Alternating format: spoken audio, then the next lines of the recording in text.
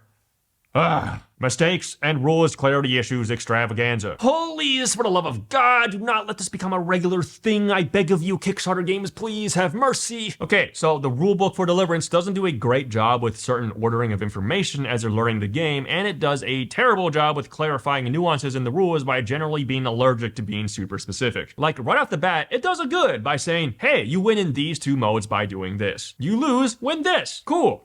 Problem, what exactly are these modes? The rulebook doesn't actually explain them until page 30. For setting up the game, the first time I played, I was confused when it told me to put some decks on the Heavenly Gates tile because I was like, what? The setup didn't even say to get that tile out yet. So I dig it out, which is thankfully obvious because of the picture and it has the deck slots on it, so I put the decks there. But then later on, it says to actually place the tile when you actually construct the map, meaning take the decks off, make the map however I want, and then put the decks back on. And also, there definitely needs to be more clarification besides just in any orientation. Because, like, there's no specification on if you should be drawing random tiles, nor are there clarifying guidelines like you're allowed to rotate them however you want, place them wherever as long as everything's connected, make sure there's legal pathing between the tiles, etc. Then when you have to choose a difficulty, first of all, it doesn't specify that adventure mode just means no modifiers at all. So I was confused at first and thought it was missing adventure mode instructions. But then, because the rulebook didn't explain what campaign and skirmish mode are like when these difficulty options mention assigning talents in Battle 1 and Battle 2, I had no idea what those meant, or even what a talent card card was. Basically, I just ignored that whole part and came back to it once I read the rulebook and knew what was going on, which would honestly work well as a teaching tactic if the rulebook just said, hey, adventure difficulty means no modifiers, so you're already done with setup. We suggest you skip this difficulty slider section for your first game. Oh wait, on page 30 it does recommend that newcomers start with the campaign because the first few missions steadily introduce mechanics like a tutorial. Why is this in the back of the rulebook? I've already set up a skirmish mode game because that's how the rulebook defaults to setup, and I've taken a few example turns at this point as I'm reading along the rulebook and acting out the mechanics to make sure I understand how they work. And also page 30 clarifies that adventure mode means no modifiers. So that was the scatterbrained onboarding experience, but in terms of defining terminology so that it's super clear how something works and what happens in ambiguous situations, there's work to be done. Like one of the big ones is how the rulebook never defines what a skill is, despite how the game constantly refers to the word. And it would have been super easy too. Skills are literally just talents and abilities on the board for both angels and demons. There's also this usage of interchangeable terms like defeating a demon is the same as destroying it. Really should just settle on one of those words to avoid confusion because you never know when the way something dies actually matters for other effects. And when it comes to protecting / oppressing saints, rules as written, it says to flip them upon finishing a movement while it's uncontested. So if an angel moves adjacent while there's no demons adjacent or vice versa. Additionally, if the saint becomes uncontested while it was already contested, that's also a flip to the side that's in control. The rulebook does not say to flip the saint if the saint moves adjacent to something, and there's plenty of abilities that move saints around. However, designers' intent is that this would also cause a flip, so whoops. I was playing incorrectly for like 8 games or something until I randomly happened upon that clarification while looking up something else on BGG. Next not mentioned thing in the rules is what happens with component limitations? Like, what if you run out of light/darkness tiles to place? Well, once again with the BGG lookup, turns out you remove the furthest away tile and replace it instead. Oh, also, speaking of light/darkness tiles, the rulebook never explicitly mentions this, but it turns out that when you have the option to gain any boon, you're allowed to place light in your space. Likewise, removing any affliction also means you can remove a darkness tile, and standing in either is considered as you having those status effects. Like, look, you can be afflicted with shadow. In effects that remove boons, you can choose to remove a light in your space. The definition of status effects definitely needs to be clarified because I doubt most people would assume that something you place on the map would be considered a status effect, especially after reading text like these prayer and darkness cards that do seem to clarify distinction between character or space, because that would make one think to look for said clarification in ability text. That or redefine light/dark into something like terrain if there's ever going to be more types of tokens and tiles to be placed on the map as part of future content abilities. The Intercessor True Solo mode is missing 2 key rules for skirmish battles. So FYI, a skirmish has 2 battles, and in the intermission between battles 1 and 2, battle 2 being the boss battle, you're allowed to gain benefits from every unused action for that angel specifically. Problem is, the Intercessor doesn't use a regular angel's resources like health and courage, so does this mean that unused actions from the Intercessor instead provide benefits to the main angel? Answer, yes. Also, can the Intercessor draw heavenly treasures for the main angel? Nope. Intercessor basically stops scaling after only 3 levels, while regular angels stop at 8. Oh, also, speaking of battles 1 and 2 for skirmish, the rulebook doesn't say that you're supposed to reset the round entirely, which is something I thankfully figured out because I was fighting the boss Deva. That made absolutely no sense unless its first boss darkness card was immediately active. Ergo, start of the first darkness phase for battle 2. Absolutely wouldn't have been the case for some of the other bosses. Rulebook just says if you kill everything in battle 1, immediately stop everything and do these steps before moving to battle 2. So I just followed the steps exactly and continued playing from where I left off in the round because, you know, that instruction shit, I do exactly as stated since I'm a big believer in the mantra, reading the rules tells you how to play the game. Rulebook also doesn't mention if you randomly draw 2 of the same demon type in skirmish for their initiative cards, because you're apparently supposed to discard one of them after setup. If you were to just leave both out because you're playing rules as written, you not only end up spawning max capacity of that demon type, but they all take their turns twice a round, which would be insanely difficult. There's also a question I have for interrupts, which say they can be quite literally played at any time, but that can cause some weird interactions. Like if you have this backslidden prayer card that can move demons, are you allowed to play it in the middle of a demon's action when they engage an angel, which is just them running up to their target to get in range for their attack? But right when they attack, are you allowed to interrupt and cause them to move out of range, causing the attack to whiff? In general, I decided to just keep interactions with interruptions within the realm of known rules and only allowed playing them in between abilities instead of in the middle of one resolving. Something that most games do anyways by default, because otherwise you end up with way too many edge cases that won't be covered even with the clearest rules text. Then for adjacency, you are in fact adjacent to your own space. Again, not in the rulebook, and it matters usually for saints and light/dark tiles. But thankfully, there tends to be clarifying text on abilities for this, but sometimes there isn't. Also, if something says on or adjacent, that kind of implies being on isn't adjacent, so please just codify this, thank you very much. Okay, talents time. First off, is there like a separate discard pile for talents, or do you just shuffle discarded talents back into their respective decks? This matters because some angel talents are like one-time use effects that get discarded. But then like, what happens then when you level up to regain their talent slot? Do you get a chance of redrawing that discardable talent for like the world's dumbest pseudo-infinite cycle, or nah, you only draw new talents? Because this is huge for the intercessor, since level ups on them get kinda wasted really early on from not being able to get treasures. And for the demons, there's some talents that get discarded, and the rules say that you should set aside demons and their attached talents if you clear out all of one type, because if that demon type shows up again in the same session, it uses the same talents it had before. Makes sense, but then at higher difficulties, when you set up new demon types, you gotta slot out their talents. If there was a discarded demon talent, does it make its way back into the deck where it can be potentially drawn again, or is there its own discard? Also, on that note, if a demon talent was discarded and then that demon type is wiped out, then later spawns in again so it retains its old talent setup, does it still only have the old one talent it didn't discard, or do you redraw a new second talent? Last rulebook complaint is that there's a lot of redundancy. Listen, I'm always a fan of repeating information in rulebooks, like when there's brief reminder text of how something works, maybe like a parentheses with a page number, or a brief explanation just so you know how something tangential works, but then there's an actual detailed explanation later. However, Deliverance takes us to a whole nother level, because like entire mechanics are re-explained in their entirety for things like darkness cards, movement, and demon activation. Like, I get that having certain mechanics having their own page that repeats information at least helps for table of contents organization, but come on, just have an appendix or an index. Alright, now to talk about loose wording in general, because the lack of hyper-specificity isn't just constrained to the rulebook, but also just how some effects are worded. For instance, if you look at the Speaker's Scroll treasure versus Gabriel's Talent Special Delivery, pretty sure these are supposed to be the same effect. However, Speaker's Scroll doesn't use words like instead or would, so this text as is tells you to additionally do this effect on top of the normal draw you get from praying. Or like if we look at Christine's Conduction talent again, it doesn't actually exclude itself, so technically speaking, since it's a skill, it would just infinitely activate off itself, which is obviously busted. Sometimes effects will specify loose ends like, oh, reveal a bunch of darkness cards until you get this icon. Discard all the unused revealed cards. Other times, oops, what do you do with the unused revealed cards? Also, for some reason, Miko's recommended talent build has 2 level 1 talents and a level 3 instead of a 1, a 2, and a 3 like everyone else. Surely that isn't intentional. For the last bit of component cons, this is all with the campaign book, starting with how in the campaign rules explanation, the organization for earning favor I find really weird because it's smack dab in between 2 sections about how EXP works. Like, why? I felt like I got whiplash reading this the first time because the flow of thought while learning about campaign EXP got randomly interrupted with, here's how favor works. Anyways, back to how EXP and talent slots work. Mission 4 has this wacky Heavenly Gates tile placement where it's not connected to the rest of the map, so if an angel dies and respawns there, what the fuck? Mission 6 has an incorrect rules reference page. Mission 8 has a situation that doesn't normally come up where the boss moves every turn, yet it's impossible to reach you until you open a path in the mission special rules, but there's no rules clause for movement specifically if the target is unreachable. I just shrugged and moved the boss because whenever the rulebook talks about demons engaging angels, it says attempt to move within range, but nope, turns out the boss isn't supposed to move at all. Last thing before spoiler mission stuff is how in later missions there's this weird issue with talents because the campaign rules say if you're doing challenge mode, only use the red talents, no normal mode brown talents. Cool, got it. Problem is at some point there just stops being red talents on most enemies, but that doesn't look right. Like that's way too easy. Especially when there's a spoiler mission where all the talents are the normal mode brown color, which super doesn't seem right. So when all of this started happening, I was like, fuck it, I'm just gonna use all of the talents. Maybe I was playing on Omega challenge mode, who knows? Alright, obligatory warning to avoid spoilers, skip to the gameplay cons if you don't want to see anything about the last 2 spoiler missions. Do that right now. Go, skedaddle. Okay, in mission 12, the map icons for the bosses is actually using the mission 13 ones, where it's a reskin of the same boss. Was kind of confused why the icons look different at first before the unlock. And for the final mission 14, there's a slight consistency rule fuckery. So here's a BGG thread I found that specifies exact timing of the darkness phase for boss darkness cards in that it's not one at a time. You load up all the cards to be drawn at once, then flip the boss darkness card because they always gotta be face up. Okay, but then in mission 14, you fight the Leviathan boss with its goofy darkness card mechanics that immediately fills up the track with all its cards and loads them up with counters that get removed instead of drawing more darkness cards. And by doing that, you'd think it'd end up discarding the regular darkness cards that were simultaneously placed because boss cards never get discarded and have to make space for themselves. Also, FYI, discarding darkness cards like this causes angels to take 1 damage per card. However, the special rules FAQ for Mission 14 implies the normal state of affairs as being you place the darkness cards sequentially, because it's saying to place all the boss cards, and then instead of drawing darkness cards, you do the Leviathan mechanic of removing tokens from its boss cards instead. Now you may be thinking, dude, this is overly pedantic, especially because the rulebook literally says campaign special rules take precedence over the normal rules. However, I'm pointing out this example because I think it's such a good highlight of a rocky rules foundation. I only had to look up the exact timing of when darkness cards get placed because of confusion regarding the boss just prior to the final boss. And to then have that understanding flipped on its head immediately afterwards really has you questioning if you actually understand the rules at base level. The ideal state of play is when the base rules are very clear on timings and specificity, and thus you never have to go online to look up a ruling for the game playing as normal, because then you can just work backwards if there's ever weird timing conflicts to figure out how the interaction resolves. Especially if the wording on effects is, again, very specific and clear. Then because you got the base rules down, when special rules are thrown into the mix, it becomes obvious in what ways they're breaking the rules of the game. And the better this relationship, the more you can confidently design even crazier gameplay circumstances. But while the previous con can just be played through via reading the FAQ in the booklet without questioning innate rulings, there's this ruling that isn't clarified at all with the in-game components, with what happens when all the Leviathan darkness cards run out of tokens. Cause like, what happens then if you have to remove tokens? Turns out the cards activate instead. Doesn't mention that anywhere in these cards. Gameplay cons. Okay, so the majority of this is going to be pertaining to skirmish mode, cause campaign mode is actually pretty sick with it. So the campaign is only really affected by the cons here that are more general in scope. First, and probably the most glaring issue with skirmish mode, is how EXP works. Because you earn EXP from both killing demons and flipping saints to their protected side, depending on game state, you can infinitely farm EXP by constantly flipping the saints over and over again. This possibility is all but guaranteed on lower difficulties, and farming only starts becoming uncertain when demons get some particularly brutal talents. Even then, at the highest difficulty, if you're playing your cards right, you can still purposefully leave the weakest demon up as the last one in the first battle for a really manageable EXP farm. And honestly, that might just happen naturally if you're prioritizing taking out the more threatening enemies first to reduce incoming damage. Once you max out on EXP, kill the last demon and begin the boss battle with a massive advantage. And you might be thinking, isn't the darkness track designed to stop this from happening? Cause if you're just fucking around, you're still taking incoming damage out of nowhere, even if there's only a really weak enemy left. The problem here is that not only is the incoming damage not consistently high enough to outpace your angels literally growing stronger by farming, also remember they're already at a really strong state at this point because you've killed everything else, but angels will also be constantly spamming prey actions during this time, which can not only cast down darkness cards on a 50-something% chance, but also draw prayer cards that can end up healing too. And even if you're really unlucky and prayers keep failing, not all darkness cards are going to do damage when flipped, which still gives breathing room to cast them down, because discarding a face-up darkness is kind of like a 2-for-1 since it takes 2 darkness draws to get a face-up. Even then, most darkness cards don't do that much damage, so honestly you could feasibly heal through them, especially if your team has someone who invested heavily into healing and or buffs like Blessed/Light. Now I need to make this very clear. This grinding EXP game state in skirmish isn't always an issue. Sometimes harder difficulties will legitimately have talent combos that make this unfeasible. Like say there's an abomination as the last enemy who is forced to be last because of talents, and it's slowly hurting itself while doing guaranteed huge damage every turn. One of many examples. The problem, however, is that EXP farming even exists in the first place, and that it's borderline guaranteed at like all the difficulties except the hardest two. Like even if the game state's lined up to allow this only a small fraction of the time, that's still bad and shouldn't be in the game since it essentially just guarantees your win. When angels go into the boss battle with full health, max levels, and max courage, you can pretty much always nuke the boss in 1 or 2 rounds, even with 3 talent bosses, which is them at their strongest. At which point, it becomes pretty trivial to clean up the rest of the lingering demons and secure the dub. EXP gain should only be from killing demons, or at least capped with saints, but that sounds fiddly and annoying to track, so I prefer increasing EXP gains from kills and removing saint EXP. Also on that note, EXP is inconsistent in that most of the time you'll get 4 EXP from killing a group of the same demon type, but abominations and imps only get 3, so why not equalize this? Make killing a group always give 6. Raise the level up EXP requirements slightly to compensate, and then don't reward EXP from saints. There's already enough incentive to be protecting them so that you draw less darkness. Yet even if we were to remove the EXP grind, it would still be optimal to leave 1 enemy left and then pray spam for a bit to max out everyone's prayer cards, courage, and health. Thus, it makes sense to just have the rules say angels go into the second battle with maxed out resources to skip the pray spam tedium. But if we're really dead set on designing it so that your current game state carries over to the boss battle, then there actually needs to be some sort of hard timer in place since strong healing exists exists in the game. Combine this with how an angel will always go first at the start of every action phase, and you can always assure everyone's at max health because you will kill the last demon before it can do anything once everyone's ready to move on to the boss. So ultimately, the result of this is that skirmish mode we found to almost always be harder in the first battle than the boss battle, which just feels so off. And in the hardest difficulties, it's not like the regular enemies get stronger in the boss battle. They still just have 2 major talents, which is definitely hard when you're underleveled, but not so much when your attacks can 2-shot them. This difference is even more exaggerated with how insanely hard the demons can be if they happen to roll a disgusting talent combo. Like imps, for example, always full heal on their turns, so you're supposed to one-shot them. But what if in the first battle, their major talents are spirit pact and massive? So they all have 10 health, and whenever you hit them, you have to evenly split the damage between all of them. So to kill even one of them, you have to do 28 damage in a round. Good luck doing that on low player counts with a few levels when you're doing on average like, I don't know, around 8 damage a turn. Also, what was really gross about that is when I encountered the Giga Imps, the other enemy was an abomination with guarded and explosive in a 2-player skirmish. So the angels couldn't even level by just killing the other demon since it's invincible, and explosive is now just nothing but inescapable upside since it's no longer hurting itself. Now obviously in a game with randomly assigned abilities to enemies, there's bound to be some bullshit combos, which is very roguelike in a way. These combos are kind of like the inevitable con of endlessly replayable enemies, so I won't harp on that design choice too much since it's a very innate downside with so much upside. Kinda just comes with the territory. Get a quick defeat, reset, move on. However, I will say that I have noticed the talents that fuck with damage redirection in general have a tendency to cause issues. Like if something has Spirit Pact and Egomaniac, which literally prevents damage to all but one of that demon type while juicing up its health. This usually cuts your damage in half, which is super fucked up, and obviously even worse on imps because of their full heal, and they cut the damage down to 1/3 since they spawn in with 3 units versus the normal 2. Have fun dealing 39 damage in one round right off the bat. But yeah, so far the skirmish experience on harder difficulties feels like a lot of the challenge just comes from the RNG of drawn talents, since not all talents are built the same on both the angel and demon sides. Like it's crazy just how swingy the difference is if you draw your angel's strongest stuff when leveling, or if the demons draw talents that barely hurt you, or God forbid, both of these happen. If you compare Sardius's Earthquake to his Desolation, Earthquake is flat out better than Desolation because it's so much more flexible if you want to target a lot of enemies. But you can also just dump most of that extra damage on the guys you're already hitting with regular Sinkhole. And higher single target damage is usually better than spreading it out because it's more likely you can kill something, which is immediately reducing incoming damage. Meanwhile, Desolation doesn't allow the flexibility of spreading the damage however you like. It just adds an extra target, which also means if there's not even 3 enemies on the board, it's useless. Or if there's like more than 3 enemies all with low health, you can't hit all of them like with Earthquake. The only time Desolation is better is if the attack is being buffed by something that increases damage like a prayer card, because then that increased damage isn't split. The +2 damage in this example would be hitting 3 things, so it's like a +6 in total damage. But it's definitely way more rare to keep this up versus Earthquake always being good as is, since it really just reads kill whatever you want with this action since you can assign damage perfectly. There's a lot more examples of talent power discrepancy like that, especially on Christine for having some of the highest damage combos in the game, because like why would I ever take Imbue Lightning over Forked Lightning when Imbue is always going to be 2 damage per courage while Forked is 2 damage at minimum, potentially 4, and within power it's possible to do 7 damage for 1 courage. Point is, the RNG for everything's power level can have a wide range of efficacy, so I highly advise knowing whether or not you enjoy messing around with emergent builds and wacky, possibly suboptimal ability possibilities more than pure tryharding play to win mindset, because Deliverance's skirmish mode plays much better for the former. Even more so because skirmish mode ends up being extremely snowbally because of getting EXP from killing stuff. There's never a good flow of progression for skirmish mode's first battle because you get power spikes from leveling up, but to do so you need to kill enemies, so not only are you reducing incoming damage, you're simultaneously getting stronger, which is extremely swingy. All of the enemy's power is front loaded right at the start, so once you stabilize by getting rid of a few demons and protecting the saints, it's like they lost their opportunity to kill you as you start scaling far past their capabilities. This obviously is addressed better for the second battle since bosses do get stronger over time thanks to their darkness cards, and a lot of them can spawn enemies. However, reminder that if you're going into the boss battle with maxed out resources and close to or outright max levels, you're definitely stronger than the boss. It's not really a case of you're both getting stronger, it's more like the boss is catching up to you, which is why it's feasible to outright kill the boss in 1 to 2 rounds. This wacky, snowbally progression doesn't really happen in campaign mode though, because that's balanced around everyone already starting at max power. Like, it was way more likely that a campaign mission would end in a really close call where the boss is at the cusp of being unbearably overwhelming with its strength and my angels were like 1 turn off from dying, but then I clutch out out the win. A big part of this that I want to emphasize is that you gain EXP between missions, and thus always start new missions at your max power. So killing enemies only removes a threat instead of additionally rewarding EXP, which is nowhere near as swingy. Plus, you can become significantly stronger later in the campaign than you ever could have been doing skirmish. And the enemies can be much harder than normal thanks to special rules and challenge rules, while the strongest that enemies in skirmish will get is slapping on major talents. So not only is campaign mode working with healthier power progression, it also better scratches that itch of both sides going all out and challenging the players even as they're constantly breaking their own limits, which makes for really fun theory crafting. Meanwhile in skirmish, if you play the hardest difficulty, it actually just weakens you because the enemies are already at their strongest in the second hardest difficulty, which while definitely harder is not as engaging since you're restricted, so it's just a more grueling stat check. Like you're literally simplifying the game state if the angels start with less levels, aka they actually have less starting options. Ideally, the hardest difficulty sees angels at their strongest while also making the enemies absolutely crazy to really test the players to see how well they can build their angels. But maybe the innate design of Deliverance is forced to inevitably boil down to a stat check, and so it doesn't super matter when it comes to engaging gameplay whether or not you all start with more levels? Plot twist, pivoting to cons about the gameplay as a whole and not just skirmish mode. Deliverance definitely falls into that classic dungeon crawler trap of once two opposing sides meet, there really isn't much reason to move, so it's quite common for them to just stand there wailing on each other until one side dies. Generally speaking, you can't kite the enemies, because the entire roster of angels has either move 2 or 3 at base, while enemies are a bunch of move 5s and move infinite, so they're decently inescapable. I mean, I guess you can use your actions to keep moving away, but then you're not doing damage. They're eventually going to catch up with you anyways, and you're wasting time, which is adding more darkness cards. Like generally speaking, the solution to winning combat is to just stat pump. Figure out your angel's crazy combo that does huge damage or huge sustain via healing and outstat the enemy. In fact, Deliverance can sometimes feel like it isn't even a dungeon crawler. Cause like during the times when positioning doesn't matter, which is a lot, I'd argue the game is secretly a point salad euro. There's almost no randomness from damage, so you're essentially just counting all the damage and healing you can do from your wide swath of skills and treasures and comparing it against all the incoming damage from the demons and just making sure the clock you're putting on them is faster than the one they put on you. Oftentimes, utility talents like things that help movement are only useful for like one turn, where they let you reach a dude where you otherwise wouldn't have. But then once you're both always next to each other, movement doesn't matter and you just want stats. Though this is less the case in campaign mode where there's actual objectives. Just another point for campaign mode, I guess, because in skirmish, it's so often the play is to just pick the most efficient number go up stuff, move in to hit things, then because you can move through enemies, your turns become hit the enemies, move through them to the saints. And the only two times where it really matters where you're standing is first, don't group up next to angels to get hit by multi-attacks if the enemies have those, and second, remember to shift around who's getting hit so that incoming damage is evening out. Otherwise, incoming damage is fairly guaranteed. Because remember, everything is allowed to end their movement on their allies' spaces, meaning you and the demons never body block their respective friendly units. So fuck it, move efficiently towards the saints and punch as hard as you can. And when it comes to punching hard, something I've found that works really well on literally every angel with the exception of Gabriel is to just pump up the stat of their basic attack. Do that twice every turn as your actions and then spend the generated courage on talents that are free actions. This is because it gets you the most bang for your buck on stat increases, since it's pretty guaranteed that each +1 of a basic attack stat translates to 2 more damage per turn because you can always use 2 actions to attack twice. Whereas buffing the special attack that costs courage is something that's usually not happening twice per turn because they're almost all -2 courage. And while a lot of special attacks are multi-target, so buffs to them increase total damage more, remember that single target damage is usually more valuable for controlling the battlefield by more quickly eliminating individual enemies and immediately reducing incoming damage. Plus, it's always going to be valuable in skirmish mode since there's always going to be a boss. Even with only like 3, maybe 4 increases to the basic attack and a talent that throws in a bit of extra damage, it's really easy to guarantee that your turn equals 1 dead full health demon even if they have 2 major talents. My suggestion to reduce this easy to do all-encompassing build style is to make more angels like Gabriel who are just really weird with their skills. That or have more angels like Christine where the special attack only costs 1 courage, because then it becomes more thoughtful what stats to pump because either direction sees good returns, so there's more build options. Also, once your angels have leveled and have huge basic attacks that can feasibly do like on average 20 something damage a turn, prayer cards really start to fall off in power. This is because quite a bit of them will have a raw value printed that you're no longer going to be impressed by. Like, why play this card for 7 damage when I can straight up basic attack for that amount in skirmish mode and generate courage in addition to whatever upside is unique to my angel? Yeah, I know this text isn't restricted affected by range or anything, but again, range isn't usually a problem because demons will pretty much always be on your ass the entire time. This becomes even more fucked in campaign mode because like late game, I was basic attacking for like 9 damage and it became really hard to justify ever playing prayer cards that cost an action. However, this issue isn't really a problem with the actions that actually scale off your stats, nor is it an issue with the prayer cards that are free actions / interrupts because there's no opportunity cost. Similarly, darkness cards that do little 1 damage pings aren't really a big deal, but then the ones that do damage based off your stats are absolutely devastating and can very easily do so much total damage to the team that you can oftentimes point to them as the main reason you lost if you were just short of winning. Like at a minimum, they usually do 2 damage because most angels don't have a 1 as their lowest stat, and 2 damage is pretty baseline for a lot of darkness cards, so going beyond that at all is pretty notable, let alone doubling, tripling that damage. Also of note, you are allowed to discard treasures at any time for any reason, so you'd think that'd be a way to counter this. However, first off, you're now screwed if you do that because you can't really do damage anymore. And second, a lot of treasure comes with an increase to max health, so discarding them wouldn't even be reducing damage. Last thing about power levels before talking about random one-off gameplay cons is the Intercessor solo mode feels harder than playing 2 angels solo. There's really only one benefit it has over 2 angels, which is that anything that's harmful which scales off of the amount of angels on the battlefield, note this is not the same as the amount of angels in general, gets weakened since there's only 1 angel on the battlefield if you have the Intercessor. However, you lose out on so much potential damage compared to 2 battlefield angels that a solo will end up just taking more damage over time since things aren't dying as fast. Usually a round with the Intercessor plus angel feels more like you're playing with the power of 1.5 angels against 2p worth of enemies, because you'll probably use one of the Intercessor's actions to just do one of the regular angel's actions. But since that's once per turn, your other options aren't that great. Like moving a saint and drawing a prayer card or a chance at casting down darkness are kind of like half of doing a pray action. And moving a saint is nowhere near as good as just having 2 angels in the first place and sending them off towards different saints, or grouping them to kill nearby stuff faster to then get to the next saint earlier than the Intercessor would have allowed. But the worst part is how the Intercessor can't get treasures since they don't have stats, so they can never get as strong as a second angel and some amount of leveling goes to waste on them. Granted, I'm aware the Intercessor doesn't need to scale as much as a regular angel since they kind of just exist to give them an additional action, which is obviously powerful regardless of what's on the Intercessor. But still, there should be something that increases from leveling up past 3 talents. One fix I can envision would be to just make their skills scale off of the solo angel's strongest stat. Like maybe this heal can become highest stat halved, I don't know. To top off the gameplay cons are mostly just some complaints with replayability that could be improved. For one, it feels like there shouldn't be any heavenly treasures that are fundamentally duplicates, because to see these pop up a bunch over time really saps the fun and creativity out of picking treasures. There's also way too many bosses, half of them, where you absolutely should be bum rushing them because they're constantly spawning enemies, which is a very uninteresting design to be doing half the time since it so flagrantly invalidates attacking anything else. Then for further boss staleness, if you fight them at max power, they always have their 3 talents equipped out of 3. Unlike the major and minor talents, you will always see the exact same behavior from the bosses if you're doing the harder modes. And it would have been nice to have more talents in each boss's pool so that even at the hardest difficulties, the bosses at least have some variety of talent combinations. Also, when it comes to minor talents, I use them like maybe once or twice. It's so rare to see them if all you do is play at harder difficulties. Meanwhile, major talents are always going to come up at some point. I'm wondering if Inferno mode should have the demons equip 2 majors and 1 minor talent, but then don't weaken the angels when compared to Abyssal. This way, hardcore players will get to see even more talent combos from demons and actually get to use the minor talent deck, which otherwise feels kind of wasted. Plus, this addresses the earlier con about how Inferno can be less fun than Abyssal because there's less cool stuff angels can do right off the bat when you're a level down. Campaign cons! Only a few cons here that aren't spoilers. The first of which is how the tutorial, aka the first 4 missions, does a big no-no, which is changing how something normally works before actually introducing the normal version to newcomers. I'm always a fan of incrementally introducing mechanics so that they stick, but introducing a boss who immediately breaks the rules of boons by being able to stack multiple copies of Empower is the type of thing that can make someone have to unlearn a ruling if this is the first time they encounter status effects and end up habitually doing the altered rule before having to catch themselves. Same with the next mission that introduces the darkness track, because it has an enemy that can flip over saints even if angels are contesting it, which again is not how that normally works. Next con is a layout layout thing, because it'd be really nice if the victory conditions and special/challenge rules were always on the same page as any special demon stat blocks. Don't know if that's going to be always possible, but it sure looks that way for a lot of missions. Just swap the initiative setup with the mission info. This doesn't just help for preventing players from having to dart their eyes back and forth, but it would also help those who need more table space, because then you can always lay the campaign book with one page open instead of both. And for the campaign book spiral binding, it's done in a way so that there's a very slight gap that allows the last page to sometimes slip out. So I have to make a conscious effort to spin the binding so that the page never meets that gap, which is slowly driving me crazy every time I use this book. Alright, spoiler time. Skip to scoring if you don't want to hear story spoilers, because I'm literally going to summarize everything before complaining about it.